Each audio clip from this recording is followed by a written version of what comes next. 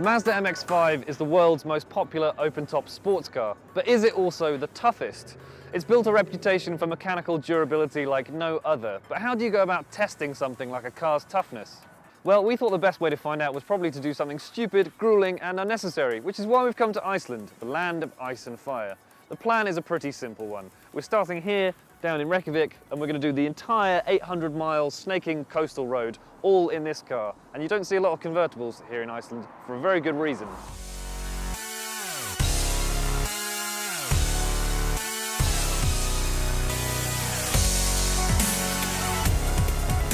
So now is probably a good time for me to explain why this is such a bad idea. The world might love the MX-5, but Icelanders certainly don't. There's only one Mazda dealer on the island, and in the entire time he's been in business, he's sold just 2 MX-5s. Driving around with the roof down is generally considered to be a rather strange activity, and we've been attracting quite a lot of attention. A convertible here is a bit like turning up to a wet day at Glastonbury in a pair of open-toed sandals. People just kind of look at you funny. So this is your typical Icelandic vehicle, or jeppe, which means Jeep. As you can see, it's got huge ground clearance, these massive wide monster truck studded tyres, 4-wheel drive, a big V8 engine, and these bull bars and fog lights. It is perfectly adapted to the environment in which it finds itself. And our Mazda MX-5 Icon Edition has absolutely none of those things. It's even on summer tyres, so as you can tell, this is a little bit fish out of water. But if it can work here, then surely that means it is the toughest roadster money can buy.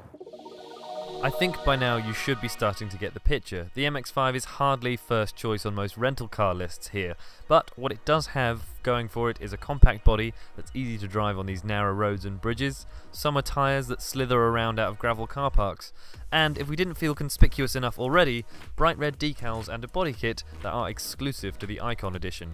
Oh, and of course an open roof that is perfect for breathing in the hot sulphur fumes that spew from the earth at various points along the northern route.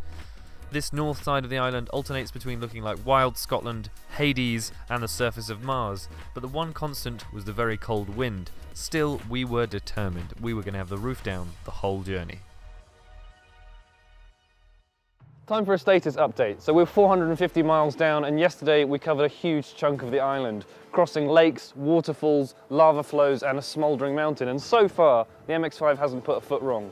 We had the roof down the whole way. It was a balmy for Iceland 8 degrees, but today might be a sterner test. We're going to be facing our first section of gravel road. There's a chance we could run out of fuel because it's much longer than yesterday, and worse still, we've run out of songs on our iPod, so we're stuck with the Icelandic radio. It's going to be fun. I've been driving this car for hours now, and I just can't understand why it hasn't ever found a home here. There's a blanket 55-mile-an-hour speed limit right across the island in Iceland, and that means it's the perfect place for a sports car with just 1.5 litres and 129 brake horsepower, which has felt like more than enough, I promise you. You can have fun at safe speeds.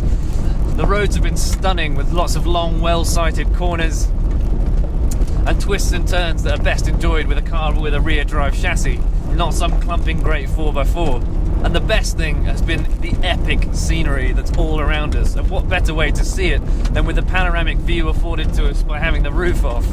We've been tackling our first section of gravel road now, but rather than being an obstacle or a hindrance, it's just made this car even more fun than it was before.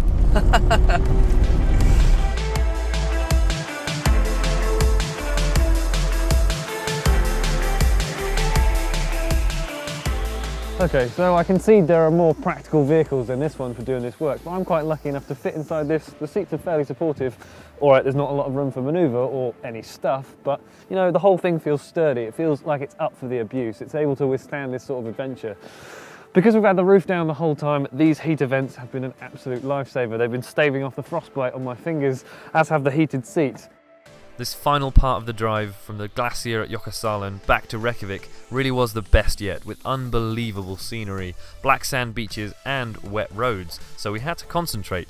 But we did get rather carried away with the handling and managed to run out of petrol, so the jerry can in the boot came in very handy indeed. We're not sure if you owned a supercar on this island what you'd run out of first, fuel or money. The on-the-spot speeding fines start at €600 and go up from there. There is a serious side to this test though. As Ned Stark would say, winter is coming. And a few of you back home are probably thinking about just stashing your convertibles and roadsters away for the winter. But if this thing can cope out here, doing a lap of the whole island, then surely it's worth keeping it for a few extra weeks and going on an epic drive or two of your own. Is the MX-5 the world's toughest two-seater? Well, the fact that it did this journey without a single bump, scrape, puncture or crack to show for it has to put it right up there. And having seen the smiles plastered on our faces as we drove round, perhaps there'll be a few more Icelanders in convertibles the next time we decide to visit.